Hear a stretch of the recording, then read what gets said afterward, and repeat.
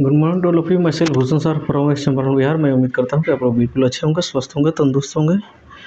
मैं आप लोगों के बीच आज ये मेडिवल हिस्ट्री के पार्ट 28 लेकर आया हूँ, जो कि इसके पहले वाले जितने पार्ट हैं सब ऑलरेडी अपलोड कर चुका हूँ। और साथ ही साथ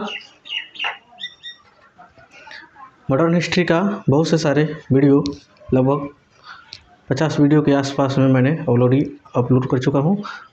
फिजिक्स, केमिस्ट्री, बायोलॉजी और मैथ का भी वीडियो डाला हूँ, उसे भी आप जाकर देख सकते हैं। क्योंकि मेरे चैनल पर जो भी टॉपिक पड़ा हुआ है, जो भी वीडियो पड़ा हुआ है, भारत के हर एक प्रतियोगी परीक्षाओं के साथ साथ हर एक बोर्ड के लिए मोस्ट इम्पोर्टेंट है। आज का भी जो सीरीज होने वाला है बहुत इम्पोर्टेंट होने वाला है। आप शुरू से अंत तक बने रहिएगा, बहुत मज़ेदार ये टॉपिक है ये। और साथ ही साथ यदि आप मेरे चैनल पर नए हैं तो सबसे पहले आप मेरे चैनल को सब्सक्राइब कर लीजिए, बेल आइकन को प्रेस कर लीजिए और मेरे वीडियो को ज़्यादा से ज़्यादा लोगों के बीच में शेयर कीजिए और इसे लाइक भी कर लीजिए। तो ज़्यादा देर ना करते हुए मैं अपने सेशन को शुरू करने जा रहा हूँ। ये जो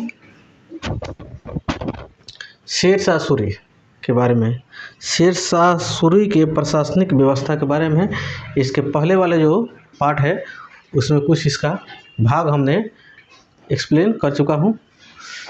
शेरशाह सूरी ने सोने का सिक्का चलाया। क्या चलाया? सोने का सिक्का चलाया, जिसको क्या चीज़ से संबोधित किया गया? अशरफी या मोहरा कहा गया। जो सोने का सिक्का चलाया उसे क्या कहा गया? अशरफी या मोहरा। जो चांदी का सिक्का चलाया गया उसको क्या कहा गया है? रुपया। क्या? रुपया। जो तांबे का सिक्का जो चलाया गया उसे दाम कहा गया। क्या कहा गया? दाम। यानी सोने के सिक्का को अशरफी, चांदी के सिक्का को रुपया और तांबे के सिक्का को क्या कहा गया? दाम कहा गया। ठीक है। इसके शासन काल में चांदी तथा सिक्के का जो अनुपात जो था, ठीक, 1:64 था। कितना था? 1:64 के अंतर में वो था। क्या? तांबे और चांदी का अनुपात। ठीक। इसने भूमि के जांच के लिए कानूनगो नामक एक अधिकारी को क्या किया था? बहाल किया था। ठीक। इसने दिल्ली में किला ए कुहना नामक मस्जिद बनवाया था।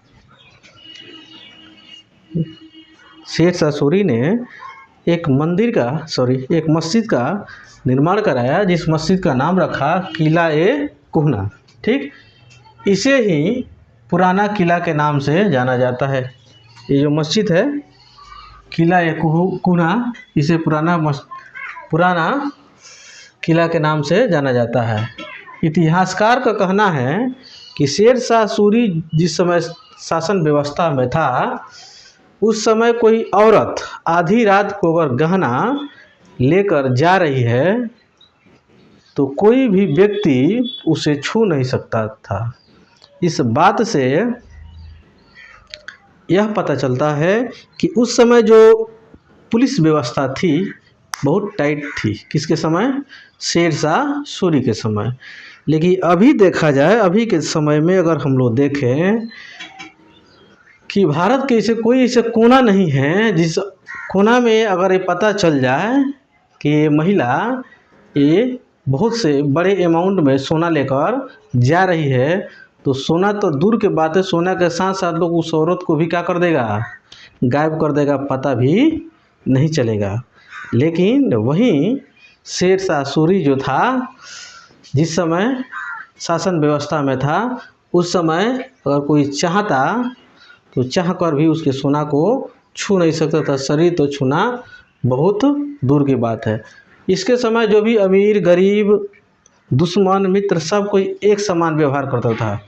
कोई किसी से भेदभाव नहीं रखता था कि आप गरीब हैं, हम अमीर हैं, आप मेरे दुश्मन हैं।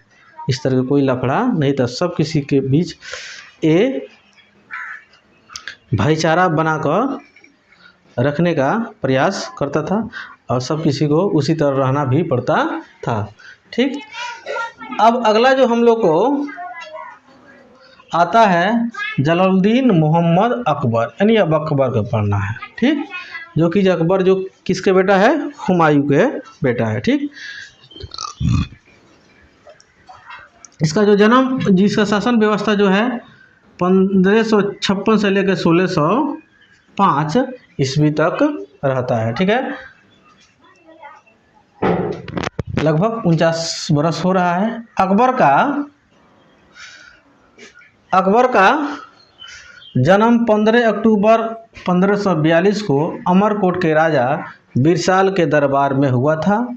ठीक, अकबर वही बिरसाल, जिस समय शेरशाह सूरी ने जब हुमायूं यानी इसके पिता जो अकबर जो पिता जो थे हुमायूं, जब शेरशाह सूरी जब भारत से जब खेदा, जब भारत से जब ये भागा शेरशाह सूरी, ठीक, तो उस समय इसकी जो माँ जो थी, ठीक है, वो क्या थी, जिसका नाम क्या था,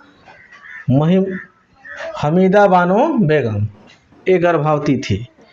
अभी सोचा जी हम तो माने पुरुष है, चंगे हैं, भाग जाएंगे, लेकिन ये गर्भवती औरत ये साथ में भाग नहीं सकती है, हो सकता है इसको दिक्कत हो जाए, तो इसीलिए इन्होंने क्या कर दिए, ये अमरकोट के राजा बिरसाल के दरबार में अपने पत्नी को उनके समक्ष रख कर चले गए। ठीक है, ये बोल कर चले गए ये मेरा अमानत है, आपको सुरक्षा में रखना है, और जब भी मैं आऊँगा तो इसे सुरक्षित पाऊँ और आप हमें इसे वापस कर दीजिएगा। ठीक है, तो उस समय राजा का भी जवान होता था, उस समय सब लोग अपना अपना जवान पर मरते थे। ठीक है, वो सुरक्षित इनको रखे भी थे। इनकी जो माता जो थी अकबर के, जिनका नाम था हमीदा बानो बेगम, इसके एक धा माँ थी जिनका नाम था माहम अनंगा। क्या नाम था, माहम अनंगा। 1515 ईस्वी में हुमायूं जब भारत पर पुनः आक्रमण किया और मछीवाड़ा का युद्ध किया, इस युद्ध में हुमायूं के साथ अकबर भी था। अकबर भी उस युद्ध में 1555 के जो युद्ध लड़ा, ठीक है, उसमें हुमायूं भी उनके साथ था। हुमायूं का जो था अकबर का जीवन का पहला युद्ध वो था, जो 1515 में अपने पिता हुमायूं के साथ में ये युद्ध किया था। ठीक,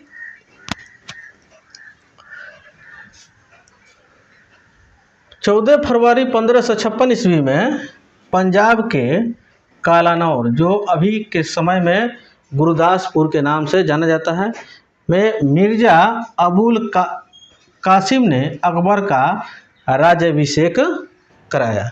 ठीक, जब इनका अकबर का जब राज्याभिषेक हुआ तो ये काफ़ी कम उम्र के थे, यानी अल्प आयु थे।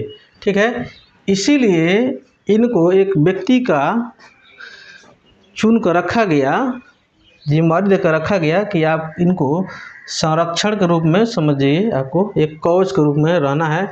इनका नाम रखा गया क्या, जिनका नाम क्या था, बैरम खान था। क्या नाम था, बैरम खान था, यहाँ पर पड़ा हुआ है बैरम खान था। ठीक, इनको नियुक्त किया गया कि आपको इनको संरक्षण देना है, क्योंकि ये क्या है, अल्प आयु है, कम उम्र के है, हो सकता है कहीं निर्णय लेने में गड़बड़ कर दे, चाहे कोई गड़बड़ काम कर दे, तो आपको देखना है। ठीक है,